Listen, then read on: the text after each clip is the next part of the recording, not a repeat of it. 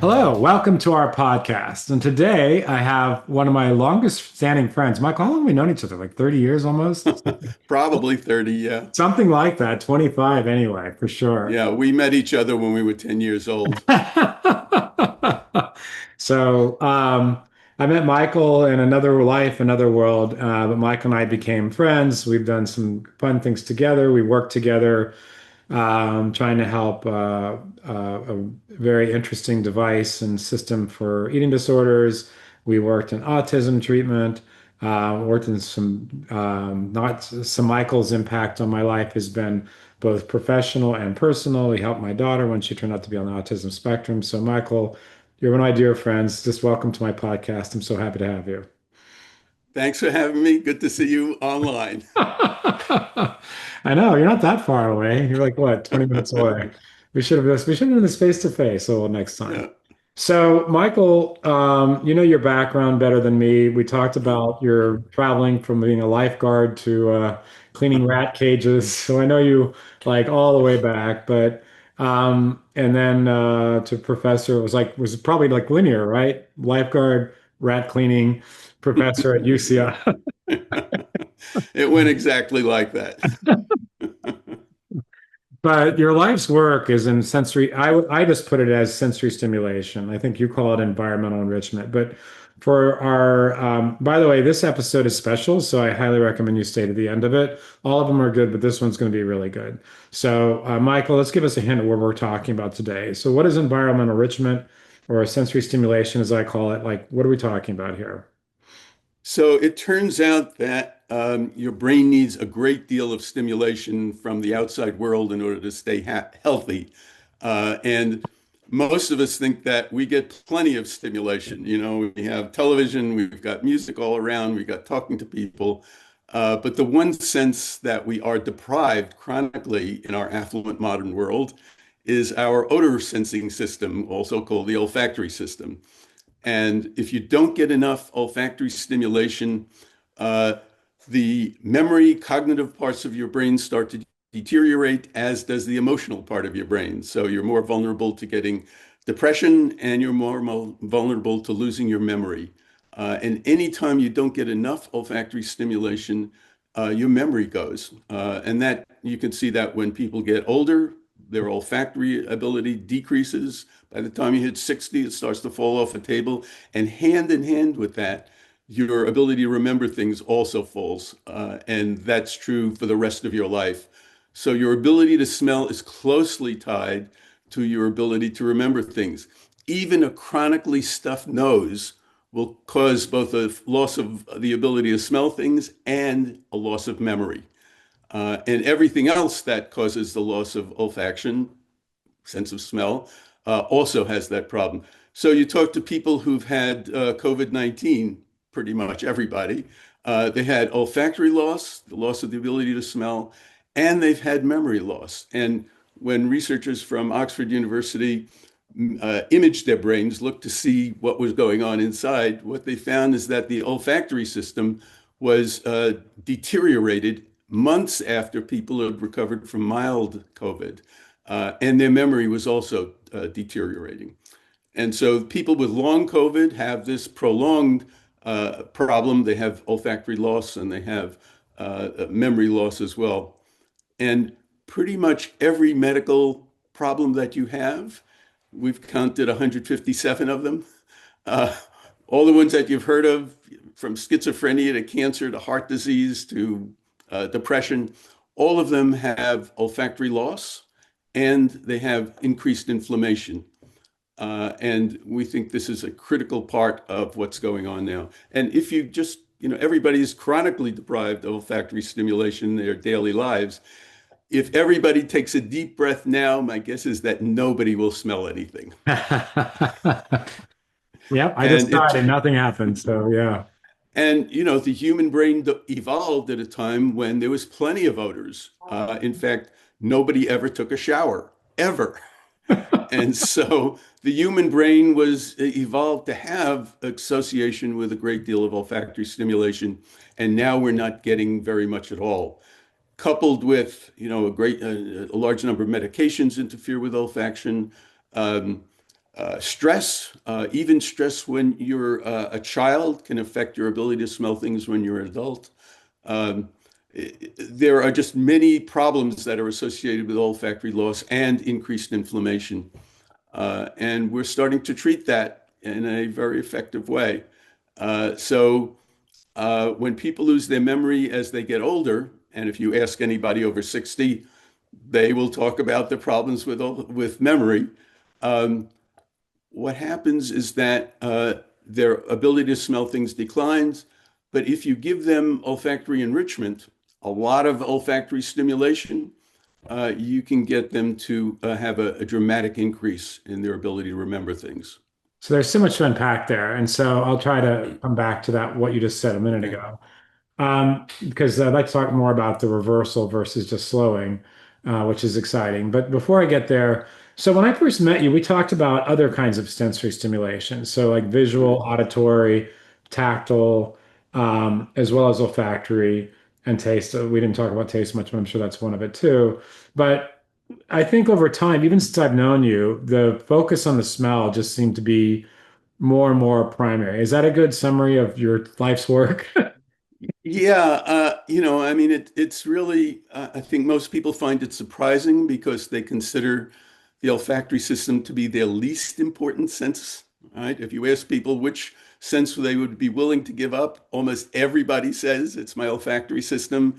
They think it's just a nice thing to, determine whether the wine you're drinking is a good wine.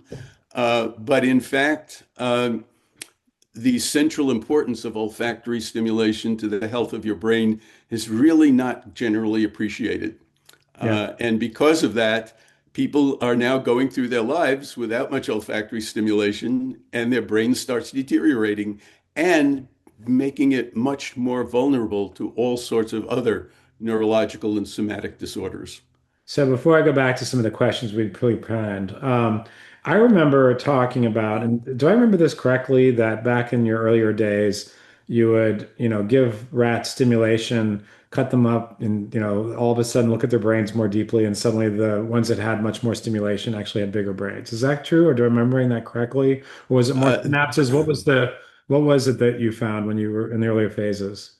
So what we were looking at is early learning, and it turns out that human infants learn to be attracted to the odor of their mother or any other odor that you put in contact with them on the first day of life. When they just come out, this is the first thing that they learn about the world, and it's a very powerful kind of learning, and it does change their brain. There are anatomical changes, there are neurophysiological, electric changes. There are neurotransmitter changes, and there are behavioral changes. So on the second day of life, you can test them, these human newborns, and they remember the odor of their mother and they're attracted to it. And this is, we think, the first basis for the maternal infant bond. Wow, amazing. So, our environment you mentioned has changed radically. So has the brain changed too over time, evolutionary? Is there any Yeah. evidence of that? So in our modern affluent world, we just don't get much olfactory stimulation, and because of that, we are very vulnerable to neurological disorders and somatic disorders as well. And we think this is a complicated interaction between an increase in inflammation that occurs in the brain and the body without olfactory stimulation. One of the things that we found is that, and others, hundreds of others have found, is that pleasant odors actually decrease inflammation. And inflammation, as you know, is underlies many of the destructive forces that go on in the brain and the body. And so we think that everybody needs it. And what we're finding is that people, we'll talk about our device in a moment, but what we're finding is that not only older adults, but middle-aged and younger adults are also really interested in this because everybody wants to have a sharp mind. And it turns out this will help people, we think, throughout their lives. That's amazing. And so we've talked about people being sensory deprived. I have to give a personal comment here. So, and I don't think I've ever told you this part, Michael. I have both a deviated septum and chronic allergies. And so, I've taken like Claritin, I've taken Zyrtec, I've taken different things. And I finally started using the nasal steroid with the allergy spray, with the pill. And now I can breathe and smell better. It's like it took that much firepower, which stinks, but I can Yeah. smell things now. My wife is laughing at me because Claire will tell me, like, you smell everything. I'm like, I have to. Michael says I have to. But I am experiencing the world different because I was chronically congested in one form or another for years. And, Yeah. I wasn't completely congested, but my sense of smell has finally changed as a result of all that. And like the neti pot helped a little, but all those things, when I found out I could do the steroid and the antihistamine at the same time without, dying, it's been life changing for me, honestly. It Yeah. really has. Yeah. And so it's good to know. And and it may preserve your brain as you get older. Yeah, so I have to share something with our audience here. I still have them, Michael, my little vials, and she may recognize some of these. So when I had COVID, I called Michael because I know about this, and I said, Michael, they say wait for 6 months before you get sensory stimulation. How long should I wait? I'm assuming not at all. He's like, go to Amazon now and buy, what was it, rose, lemon, sage, and something else. I forget. But anyway, so I bought them and I still, oh, close. So I have them still. And I have like other ones that we've through, including strawberry, if you remember strawberry, maybe talk about that later. So it's really amazing how there's something calming about it. And it's not, psychotropic, I don't think, but it's just Yeah. such an immediate rush of, um, I don't know, emotion. Like what is behind this? And it's like people So, confuse this with aromatherapy, which is kind of right. related, but not the same thing. So I think over the course of evolution, the brain needs a great deal of olfactory stimulation. And in order to make sure that people get enough olfactory stimulation, it made us attracted to pleasant odors.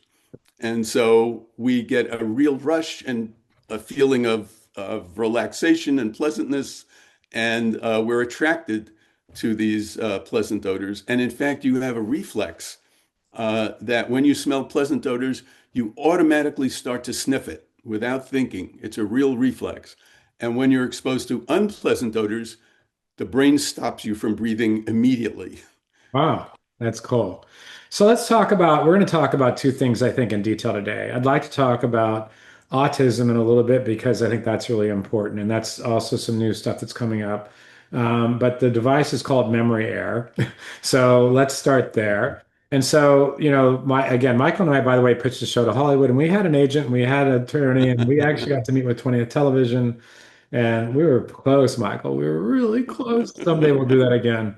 Yeah. But let's talk about the evidence about olfactory. You've talked about some broad things, but talk about some of the clinical evidence about olfactory enrichment, along with, let's start with maybe brain health overall, and then talk about memory. So, so I think I'll start with the fact that lab animals are kept in a standard box cage alone with not much to do and very little stimulation. And so these animals, they look okay, they can learn, they can remember, they have motor skills, they have social interactions are normal. But if you take these rats from a stand or mice from a standard box cage and you put them in a much bigger enclosure with plenty of friends and plenty of things to do, what happens is that their brains become much more complex and much more capable. They can learn better, they can remember better, they can have better motor skills. Everything about their behavior is improved. Even more impressive is the fact that scientists have made animal models of human neurological disorders, every neurological disorder you can think of. And what makes them a good model is that they have human type symptoms, just like humans have. And it turns out that they can express these human type symptoms of neurological disorders when they're in the standard box cage. That is, when they have very little stimulation in their lives. But when you put them in an enriched environment, bigger place, many more friends, many things to do, they lose many or all of their neurological symptoms. It's so powerful that a rat who's injected with the neurotoxin lead has better cognitive ability than a rat who has not been injected with any toxin, but is living in a standard cage. So if you have the toxin in an enriched environment, you have very little problems cognitively. If you're getting that toxin and you're in a standard little stimulation cage, you have a great deal of cognitive loss. And so Wow. we thought maybe this would benefit children who have autism. And there's actually a situation in Romania that with human children that sort of prompted our interest in autism. That is during the regime of Nicolae Ceausescu, the dictator who ruled Romania for many years. He decided that his country needed more people in it. And so he banned all contraceptives in the country. And he also ruined the economy, not surprisingly. And so what happens is that people had a lot of children, but no money. And so they had to bring them to the state orphanages. And in the state orphanage, they didn't have much money either. And so these children were put in cages, alone, I isolated, know. just like the rats in the laboratory. And when they came out of the orphanages, rather than 1 or 2% having autism, about a third of them had autism symptoms. We think because they were living under these restricted sensory stimuli in these orphanages. And when they gave some of these children to full-time foster care parents, that is, they paid them full-time to just take care of the babies. So they now had an enriched environment. They lost many or all of their autism symptoms. And so what we did was we tried to duplicate this with children who had autism here in Irvine. And we gave the parents a kit that had many odors in it, but we also gave them, just to cover our bases, we gave them visual stimulation, auditory stimulation, motor stimulation, and tactile stimulation. And we gave this to individuals or had a control group. And after 6 months, 42% of them had a major improvement in their symptoms compared to 7% who had a major improvement on standard care. And standard care in Irvine, as you know, is very elaborate and very expensive, but it doesn't do very much for the children.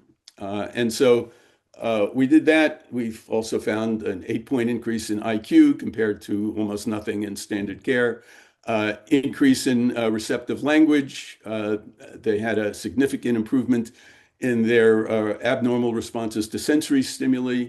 And after 6 months, 21% of these seriously affected children were no longer considered to be have classic autism, compared to 0% who were on standard care. So we went on to do a bunch of other studies, and one of the parents was so impressed by the benefits that occurred when his child was on it that he formed a company and developed it to be uh, uh, presented to people all around the world. It's called Mendability, and people are using it all over the world and are having really nice benefits from it. So we think this is a really good way to treat children with autism, and we think this um, can even be improved further by just giving them olfactory enrichment.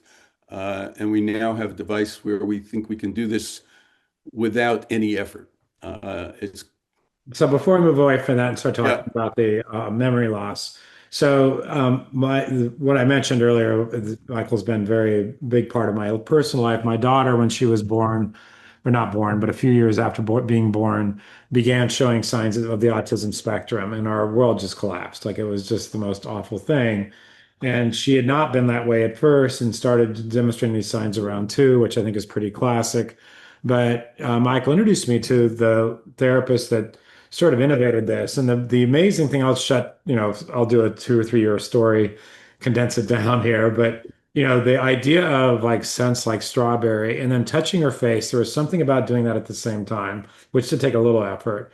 It was just the first time we did it, her eyes rolled in the back of her head. She was the happiest she'd been in months. It was amazing just to watch this. And so we did that with her for years, as long as she allowed us to. She stopped allowing us to when she got a little older.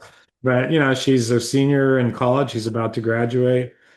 She still has challenges, but she's wild. Her trajectory of her life is wildly better than it would have been without this. Yeah. And you could offer me $10 million, Michael, and but not expose her to this, and I wouldn't take it, right? I wouldn't Yeah. go back and roll the dice and hope it all turns out okay. And we hear these stories over and over again. It just really revolutionizes the way that these children develop and alters the course of their life. For sure. And it's really important that people know about this because standard care, it takes you months, maybe a year. I've actually heard of 2 years before you can get a diagnosis. And then you have to fight with school systems and insurance companies in order to get it funded. And then, the data from standard care really comes from universities, but most people don't get it from universities. They get it from private companies that are just doing this and hiring people who may or not be particularly good. So the outcomes are not particularly good, and people really don't have the way to make it even better.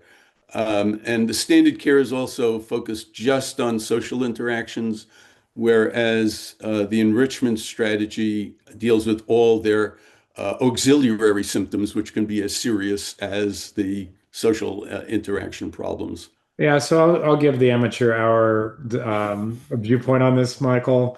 We decided to do all kinds of different sensory stimulations. So we put her in OT, PT, we had her do vision therapy.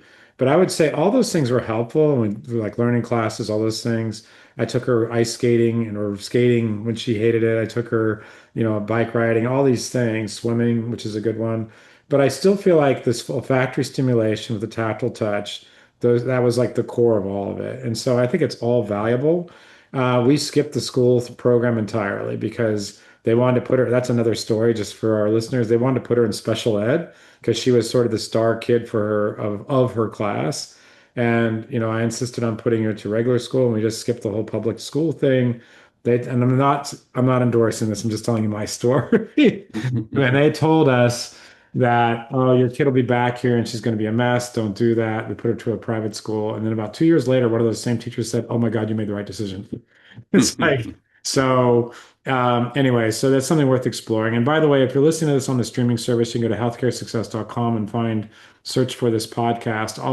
Michael, at the end of this, you need to give me links to science and for both autism and memory that I can put on the show notes, Sure. which would be really helpful. So don't forget, because it's really important. I like to make these episodes as meaningful and meaty, and not just listening to me and hearing us talk about this, but getting some proof would be awesome.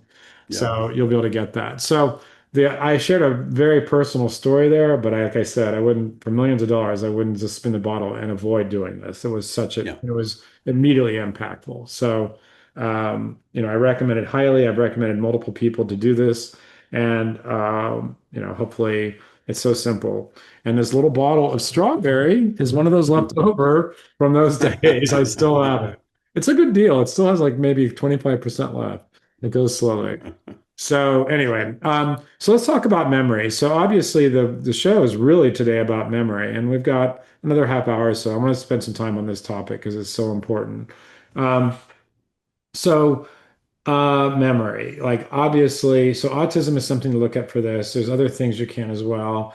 And this little bottle, like in theory, you could take this little bottle and smell it, multiple times a day and get probably presumably the same result. It's just nobody does that, right? And what we did was we took the little bottle, we'd smell it, we put like on a piece of tissue and whatever. But so the device, which we'll talk about in a moment, is a way of doing that passively, like you just mentioned, which is great because humans is no matter how motivated they are, they're horrible at following through, Michael, and I think you know that, right? Yeah. So a really wonderful development is a study that came out of South Korea that used olfactory stimulation to increase the memory of people who have dementia, Alzheimer's disease. And people have tried all kinds of things to treat Alzheimer's disease. Billions of dollars have been spent, hundreds of clinical trials have been spent. And the latest anti-Alzheimer's drugs are really ineffective. So they just tiny slowing of of decline in memory, but nothing you would notice. And it's very expensive. It's unsafe. They have brain bleeds and brain shrinkage and death. And it's very hard to get. You have to go to the hospital and have infusions. And so it's the worst of all worlds. Here you have something that's highly effective. On 5 tests of memory, the improvements were up to 300% better than controls. In addition, the depression symptoms were relieved by 325%. And these individuals had these kind of improvements within 15 days. It's just the most dramatic thing you can imagine. The problem is, in order to get these kind of improvements, they had to give them 40 odors twice a day. And of course, nobody will do that. Uh, and I mean, people won't even take a low dose aspirin after they've had a heart attack. So what we did was devise a device. We call it Memory Air. Sits on your nightstand and puts out 40 pleasant odors twice a night. And we found that this is going to, I think, revolutionize the way that Alzheimer's disease is treated. And I think it's also going to be something that older adults who are losing their memory, like all older adults, are also going to be interested in it. What we're also finding is that people in their 40s and 50s are interested in it and have ordered it because they want to keep their mind sharp because they realize that it's a winner-take-all economic system now, and they really want to be on their toes. And so this is really, I think, going to be something that, so we think people are chronically deprived of olfactory stimulation throughout their lives, and throughout their lives, giving themselves what we call olfactory enrichment, 40 odors twice a night, is going to keep their brain healthy, not just for memory, but also for emotion, depression symptoms. Again, the olfactory system has the only dedicated superhighway access to the memory centers of the brain and the emotional centers of the brain. All the other senses have to go through the brain side streets and consequently don't have much impact or as much impact as the olfactory system. And so throughout life, we think that everybody is going to need much more olfactory stimulation that they're getting. And our device called Memory Air is something that I think can provide that. And in fact, a couple of weeks ago, Time Magazine named us as the invention of the year in health and wellness for the year 2025. So they recognized how exciting this is. We've also received an award from the American Psychological Association for our work with autism, again, using olfactory and other stimuli to normalize the brain. That's amazing. So again, I love all those links. Give me as many links as you want, Michael. I'll put them on there so people can Okay. get this stuff for themselves.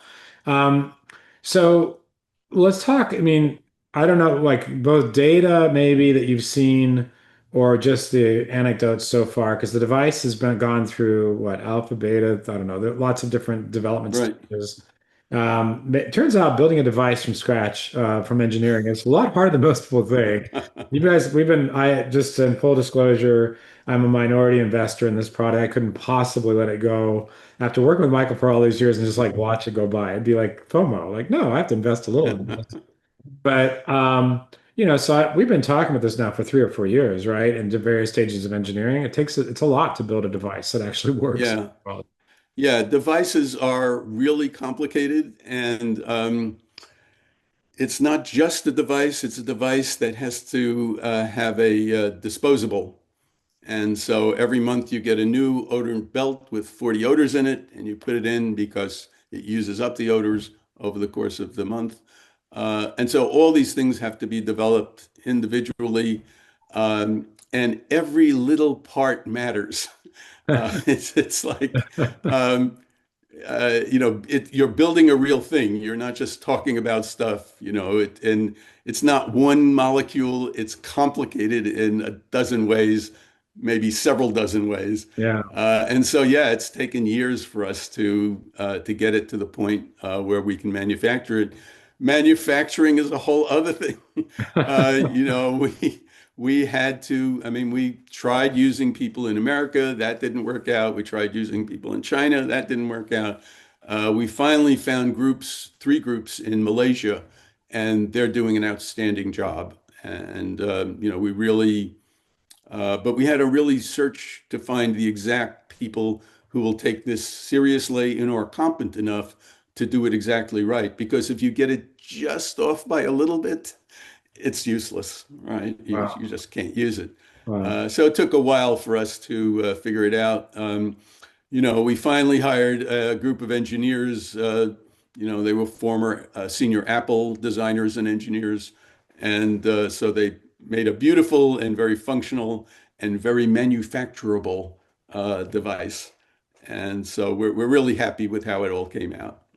That's awesome. I'm really glad to hear that. So back to the evidence part of it. We talked a little bit about evidence just broadly with olfactory. So I don't know if you have anything you want to share about that or just some of the anecdotes, because I think we're going to do clinical trials eventually, right? But Yeah. any evidence you can talk now about early returns on this or just broadly with Oh, all Alzheimer's sorts and of memory things. loss? So, one fellow has Parkinson's disease, and about half the people with Parkinson's develop dementia. And after 4 months or 6 months on the device, he took a memory test at the beginning, and after 6 months, and he more than doubled his memory score within 6 months. Wow. So that's pretty amazing. And people with Parkinson's have olfactory loss and they have increased inflammation and the whole song and dance.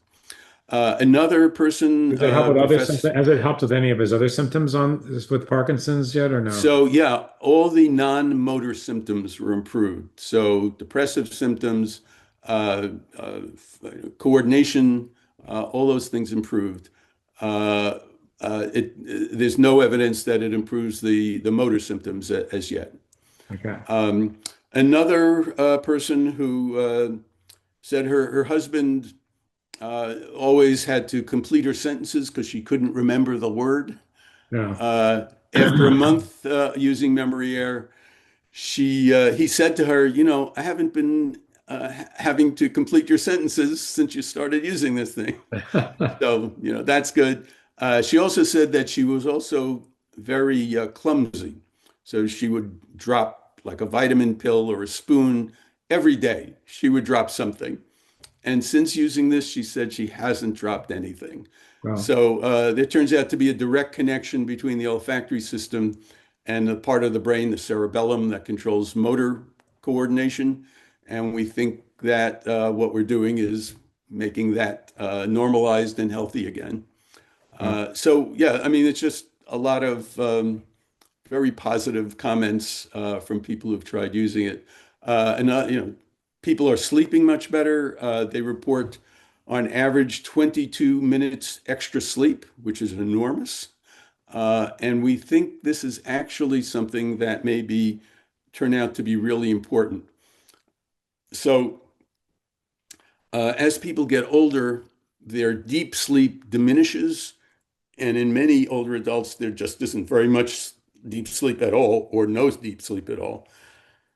And what's important about that is that during deep sleep, that's when your brain washes out all of the the waste that's accumulated, all of the toxic elements that have been generated by the neurons are washed out over the course of deep sleep. It's called the glymphatic system. And it pushes it all out to the front of the brain and through the holes in the skull that the olfactory system comes into. So the olfactory system is in your nose. It goes through these holes in the brain into your brain, the nerves that mediate this point. And so if you have a strong system that pushes this stuff out during deep sleep, you can get rid of all of these toxins and irritants and oxidative materials. But what happens is that when people get older, you don't have this washout because the olfactory system is blocking the way. And unless you have a very strong push to the system to get it out of these holes. It doesn't get out of the brain. And so you're marinating the olfactory system in a great deal of toxins and damaging elements and all the waste that's in the brain. And what happens is that that triggers inflammation. And inflammation, we now find, is accompanies more than 139 medical disorders, both neurological and somatic.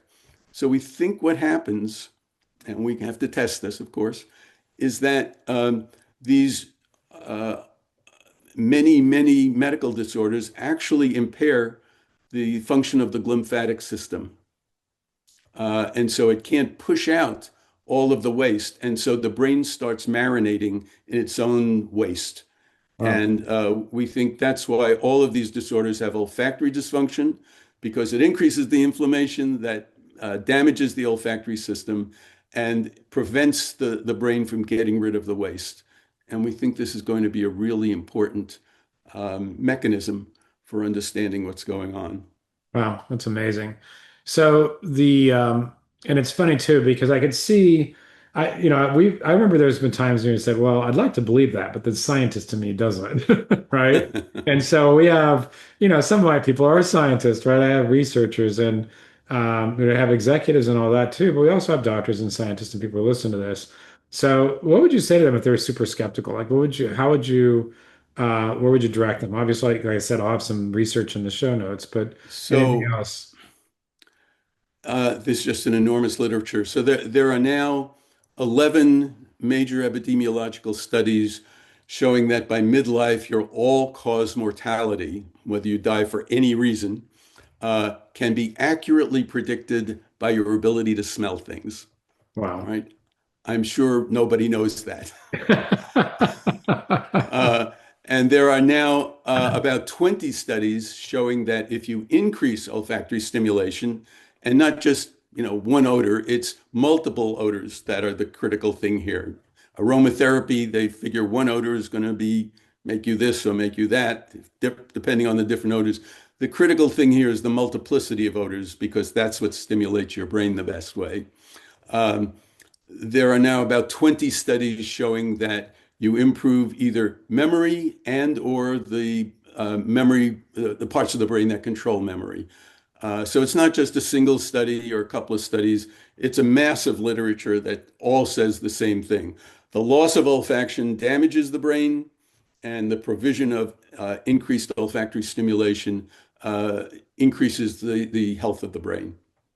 So, our podcast is really, and I gave myself permission, right, when I started the podcast. I talk about being innovation and marketing in healthcare. And so we've certainly talked about some of the innovation side of this. And I know you're not really handling the marketing, but you guys are already selling these, right? There's a lot of demand. Any comments on the Yeah. marketing at all? I know it's not your area of expertise, but just curious what your It's thoughts not my area of are. expertise, but we've sold out our first shipment. We've got another 10,000 coming on a boat. And we sold out the first group without any uh, advertisements. But there's been massive interest in this. There have been over 200 uh, media stories around the world, podcasts, TV, radio, newspapers, magazines, online, everything. And so people are just really interested in it. And I'm fascinated by the fact that they're fascinated by it. Because you never know, as you know, with um, new ideas, they often get ignored, or people just are so skeptical that they won't even consider them. But what we're finding here is that people are just really drawn to this idea, and they're not skeptical. They're really something about it just hits home with them, and so I think it's going to be relatively easy to do the marketing. Yeah, Although, I think since I that, don't do it. yeah. Our mutual friend does, Alan. Yes. So I would say that our experience together working on the device and program for eating disorders, like, and Michael and I spend a lot of time with this. Well, we get some positive science, nobody cares. Or the journalistic way is, well, I remember when I first got involved with that, they just had a positive story in the Wall Street Journal. And then the next day they interviewed 10 people who said exactly the opposite. So this idea of balance, and everybody goes, well, who knows? And we were Yeah. talking offline today that today, the CDC reopened this autism vaccine thing. Like that's like just shocking to me. So there's so much confusion and misinformation out there. And then, the work we do with autism too, it's really hard. But I guess in this particular thing we're talking about here, it's like, what's the downside? You're smelling a bunch of pleasant smells at night, right? Like it's like, and it's a passive. Yeah, So but there's something else. There's something that I think there are some ideas that people just go, yes, that makes sense to me. And this is one of them. The other things that you've described, people go, well, who knows? Maybe yes, maybe no. I mean, we literally have the only effective treatment for anorexia, bulimia, binge eating disorder, and obesity, even obesity in children. And decades people just later, go, yeah, decades later right. after we worked on that, right? Decades later, it's still Yep. not here. So Right. the that is one of my most really frustrating things professionally, but at least I got to invest in memory air. So as we're wrapping up here, like so it's a belt, multiple odors. Like, what does it cost to buy it? What's the monthly thing? How do I buy it? Like, tell me about that, just because there's got to be some. So you go to memoryair.com. That's the only place you can get it at this point. Only in the United States. We don't have the ability to provide it elsewhere. You buy the device for $7.99, and every month you get a new odorant belt that is $39, and it's shipped automatically. You don't have to do anything. And when you get it for the first time, you put the odorant belt in, you press a button when you go to sleep, and after a delay, it will go on and will go on at that time forever. You just get a new belt every month because it uses up the odors, and you put it in, close the door, and go to sleep, and that's it. That's amazing. And I remember the trials and tribulations of getting to do it that easily. As we said, it's not an easy road. Don't let anybody kid you. It can be a challenge. So and I'm sure that's going to change in terms of where it's available, but right now it's at memoryair.com. And I'm really excited about this. It's just one of those things. I get opportunities to invest in things, reasonably frequently, and this is one of the very few that I did that versus just the usual stock stuff. But I'm, emotionally involved. I believe in the idea, and obviously I believe in the science. And by the way, I did a terrible job of setting this up. I didn't even tell them about your background with UCI and your professorship and your years of science. But I'll put that in the show notes too. So make sure you give me a copy of your bio. Okay, So so people, Alan will always introduce me by saying I'm one of according to a survey from Stanford University Medical School, I'm ranked among the top 1% of scientists in the world. that's pretty good. Yeah. So you're not just selling So, stuff. You're not just selling stuff at the carnival. So that's comforting for right. me to know. Anything else? We covered a lot, Michael, today in this time. Anything else we missed about data, about evidence, about the breakthrough, or maybe the application to other diseases? Anything else you want to share as we wrap up here today? So yeah, I think the thing that surprised me most is how many people who aren't older adults are interested in and have ordered one. That is people in their 30s, 40s, and 50s uh, who are not quite biohackers, but they just want that extra help with their brain. And I think everybody realizes that that's something that they want. So assuming Uh, somebody's got a spouse or partner, is the machine strong enough to help benefit both of them? They have to buy two devices. I would recommend that they buy two devices because the throw is about 4 feet. Yeah. And unless you sleep on a single bed, that's probably not going to work for both of you. But if you can afford it, I think two would be optimal on each side of the bed. We have one of these California king beds where, it's miles between us. And Yeah. so we have two of them, and that works out really well. Well, I'm gonna go switch to a twin so I can just buy one and be cheap. Not really. All right, Michael. Okay. It's been fun talking to you. Congratulations. It must be really exciting to have your life's work. I mean, you've worked around the edges of this for your whole life, right? And to Yeah. see this come together as something that people can actually use must be exciting for you. Yeah. It's All right. it's a real pleasure to see it come together. Awesome. Thank you.